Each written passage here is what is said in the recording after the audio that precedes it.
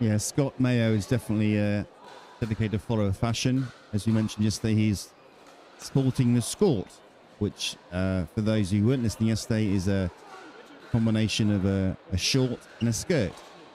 Fun fact is that skort was actually Maisie Wise's, and she gave it to Scott because they're good mates, and because, as she said in her own words, it looked indecent on me. So Scott seems to think it looks decent on him. I'm still not sure, but he's comfortable. So, and he's very clear about how comfortable that skort is for him. He's indecent in every way, is Scott Mayo. Hopefully might find some time to come on the commentary booth later on today. But we have Dan O'Brien and Chanel Lowe who've made their way onto court now. So we will be getting play underway in this match very shortly.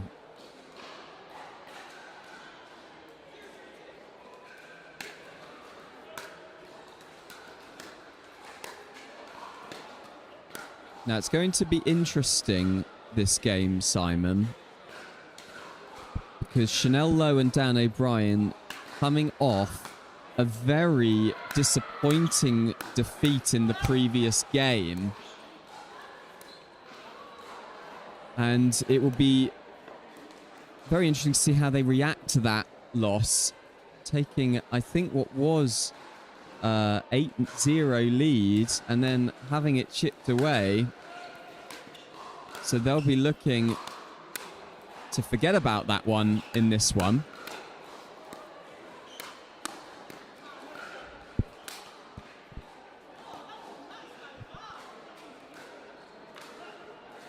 And I think now we'll probably see them getting incredibly pumped up if they do get some points on the board to try and G themselves up and not get down trodden. Well, I think also as well is that Chanel Lowe and Dan O'Brien have moved up from 4.0 to 4.5, so they realise this is a step up in level, and as they've learned to their cost that previous match, is that you just cannot take your foot off the gas. Is that if you're ahead, you just keep pushing. So they'll learn from that experience. They're both talented players. And I believe you said yesterday in commentary, Tim, that do they get up at 6 o'clock in the morning and start drilling? They do, yeah. The pair of them. Follow them on Instagram. They'll often post videos of them drilling in the early morning hours when most of us wouldn't even dream of being out of bed, let alone on the pickleball court. And that is dedication, actually. And Dan O'Brien, a great tactician, a great thinker of the game as well. So not only will that be practicing their shots, muscle memory, but also about tactics, mental fortitude, which will be interesting to see how they dealt with that previous loss. I don't think it will bother them too much because, like you say, mental fortitude and digging in are some of their strengths. I remember watching them, I believe, in Basingstoke a couple of weeks ago, taking on Rodri Oliver and Natasha Hood in the group matches there. Rodri Oliver, a PPL champion, and then taking an incredibly tight encounter, I believe 11-10.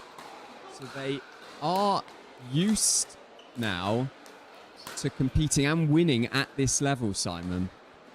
That's a good point, and this is why you're young and angelic, Tim, because you have a very good memory. My memory is like a goldfish. Some of my friends call me Dory sometimes.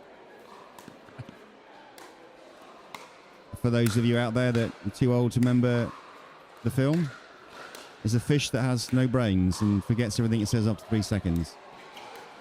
I can't remember the name of the movie. That's how bad my memory is. Finding Nemo, thank I believe. Thank you, Tim. Yeah, I knew there was something. There's a case in point there, proving the point, Simon.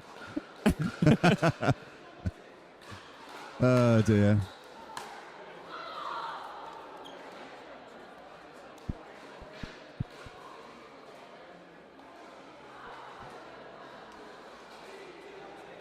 So we're at 2-1-2. Early stages of this match, and it's a little bit bitty so far.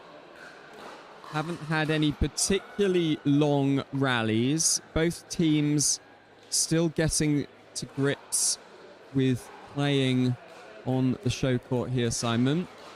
Yeah, and I think probably as well, I'm not sure what Mayo and Wise's first game result was, but it feels like they're just all a bit nervous. They don't want to give away points. They'd rather just play percentage pickleball, get the ball back, not go for the massive winner.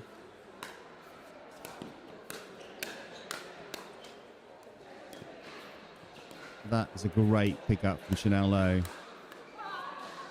Oh, and I don't know, Simon, was that ball going out? Yeah, 100%. I think Maisie knows that as well. She's a tall lady, and that was above her shoulder. So, as we know, shoulder high, let it fly. Maisie Wise and Scott Mayo, regular partners here, pretty much coming to every PickleB event. Scott Mayo doing the social media and Maisie helping out, running, of course, the Franklin Tour results board. And very used to playing with each other now. Maisie, though, having some physical issues yesterday, was hobbling around, looked like she could barely move. So she's looking like she's, well, absolutely fine at the minute. I can't see any issues with her movement at all, Simon. No, she seems to have recovered very well, but I guess the joys of youth. Speaking to her after the Basingstoke tournament, she thinks it's some sort of back issue, although it appears to be in a hip, but she spoke to a physio that was at that event and said it's something to do with your back. So he probably needs to get some treatment, but knowing Maisie, she'll be like, oh, I'll be okay, I'll be fine. But, you know, as you say, she seems to be moving well enough today.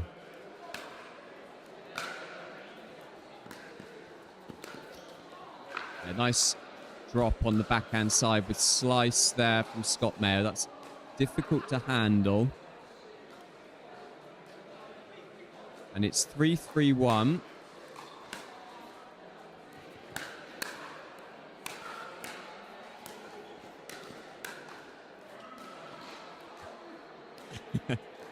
Scott Mayo mimicking his failed backhand there.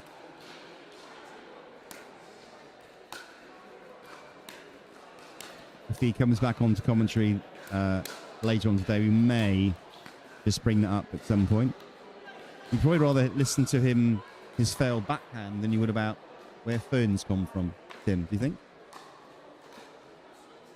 think? Yeah. You never know what you're going to get with Scott, either on the court or in commentary, and that's why we love him.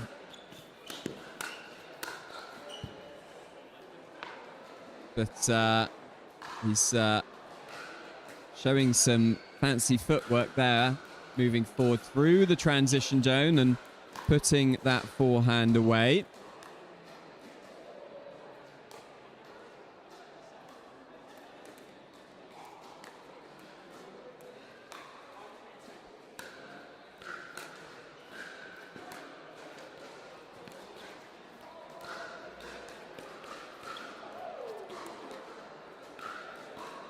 And they've built up a 3-point advantage now at the change of ends. So 6-3. Dan O'Brien and Chanel Lowe deep in conversation as they move past. It's quite interesting, that last one. You saw Scott Mayo's movement looking for the Ernie. And what that does to the opposing player is it just gets in our eye line a little bit. And since Chanel Lowe then missed her dink because she was looking at Scott and what he was about to do and put her off her next shot. So sometimes you don't even need to make the shot. Just movement on the court can distract the other player. Another great tactic. Yeah, absolutely right, Simon. You do catch when somebody moves across like that, and sometimes it can make you adjust the shot that you're about to play and almost panic. And that's what we saw in that last point, as Scott Mayo and Maisie Wise still talking about that rather dodgy backhand that Scott Mayo hit. But they take a 6-3 lead. And Mayo, probably the right move, but just a tiny bit too slow, not able to get over that ball properly and hit through it. So that one goes long and gives Lowe and O'Brien a chance to re-establish themselves in this game.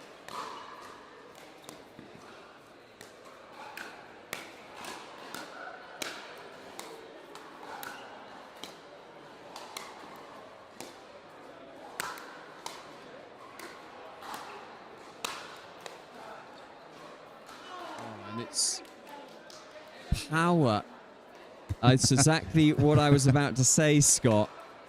He says that they just get everything back. It's so frustrating. And you can tell these guys can defend as if they're on the front lines. It's really quite impressive to watch, both of them.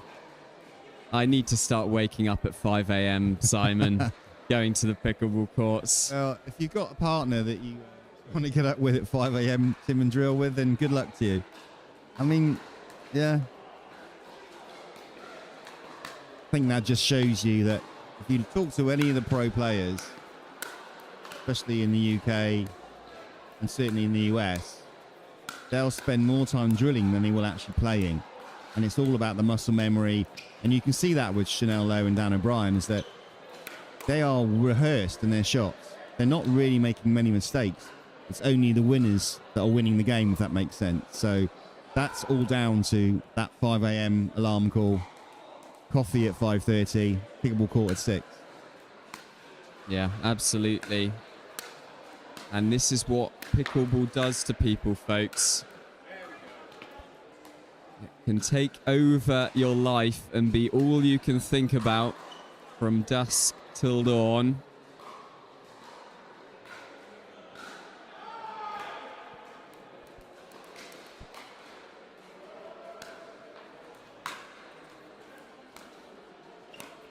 So they've reduced the deficit now.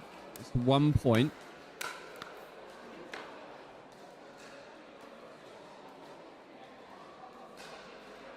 Mayo is telling himself beat. I think annoyed at his own movement there. Movement's such an important aspect in pickleball.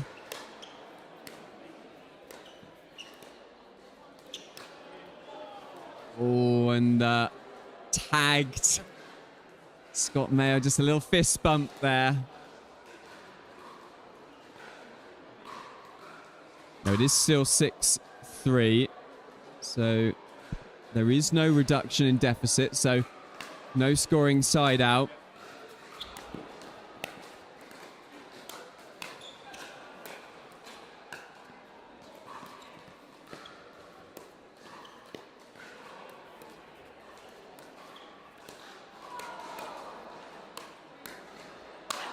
Oh, and I love that forehand from Maisie Wise. She cranks it up, almost like making her arm elastic, Simon, putting some real wrist action into that shot. Hit with such power and poise. A real pleasure to watch and incredibly difficult to get back. Yeah, and then we go, her partner then goes and hits something long. Bless Scott. Maisie's, I mean, a fantastic athlete and a great competitor. And as we said earlier, to come back from what looked like quite a serious injury yesterday is all credit to her and her competitiveness.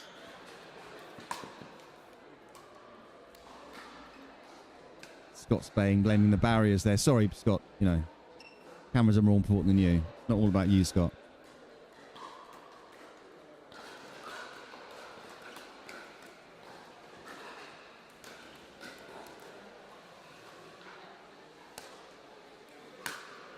And this game now feels like a bit of an epic battle. It's still only 6-3. No one's really taking control of it. 7-3. Even though there's a 4-point gap, it feels like if Lowe and O'Brien got on a roll, they'd soon quickly close that gap. Yeah, they can dig in to these games. And, I mean, we've seen it in all of their matches so far. Their ability to defend and get shots back is something else. But they do need to start converting some of these opportunities to points, because we have a no-scoring side out there, which means they're at 7-3 down. I think they've had 3 or 4 no-scoring side outs. Oh, and Scott Mayo's bringing the show here. And Macy looked away at the wrong time. And he chest bumps the air there. But he'll be very happy to get an Ernie. And that does take them up to a 5-point lead now, 8-3. And Scott oozing confidence in his play after that Ernie. And now suddenly Simon, a 6-point lead, 9-3-1, with 2 opportunities to take this game. 2 serving opportunities. And that one does go wide, and it will be 2 opportunities to take this first game. And they've really, the last few points, feels like they've stepped up a gear. Yeah, and as you say, Scott is oozing confidence now, hitting that Ernie. Look at him across the cover of the court. He knows they're winning points to sight. There we go. And I think he's got that feeling there of invincibility. We all search for it as pickleball players. It often eludes us, but Scott, that Ernie giving him all the confidence in the world and suddenly taking control and winning those points. And there was just an extra zip in his step after that Ernie, wasn't there, Simon? Absolutely, and that could just do wonders for your confidence.